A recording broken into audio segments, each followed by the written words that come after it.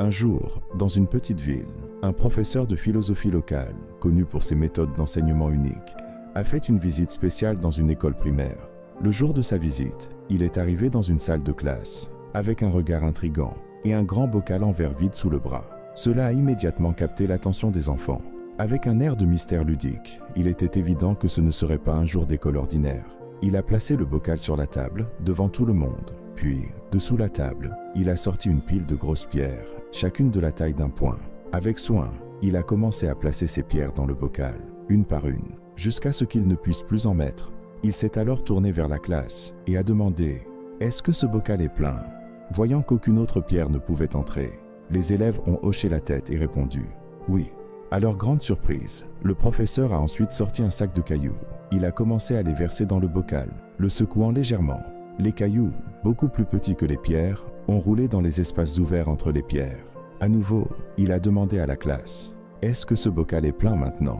Certains élèves ont commencé à comprendre son point et ont hésité, mais beaucoup ont encore répondu « Oui, maintenant il est plein ». Le professeur a ensuite sorti un sac de sable et a commencé à le verser dans le bocal. Les minuscules grains ont rempli tous les espaces restants entre les pierres et les cailloux. Pour la troisième fois, il a demandé « Le bocal est-il plein maintenant ?» Les élèves, comprenant peu à peu, ont répondu « Probablement pas ».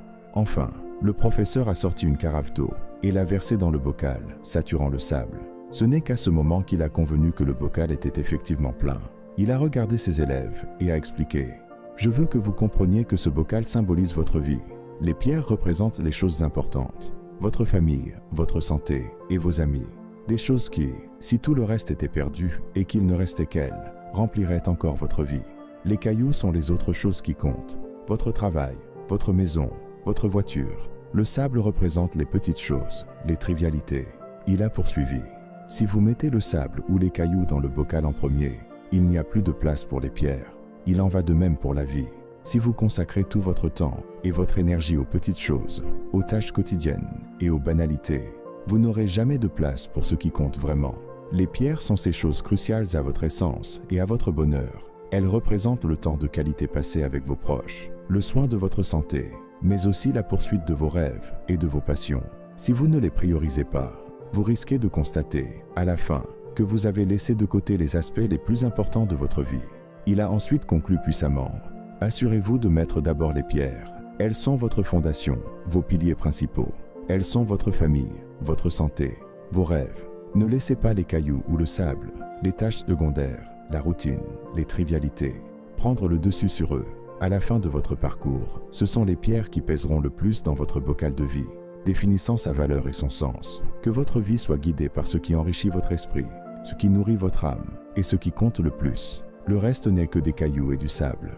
À la fin de son discours, une élève réfléchit à lever la main et a demandé « Mais professeur, et l'eau, où se situe-t-elle dans nos vies ?» Le professeur a souri à sa question perspicace et a répondu « Ah, l'eau. L'eau signifie que, peu importe à quel point votre vie peut sembler pleine, il y a toujours de la place pour une tasse de café ou de thé avec un ami. Peu importe à quel point vous êtes occupé, il y a toujours de l'espace pour de petits moments de joie, de relaxation et de connexion avec les autres.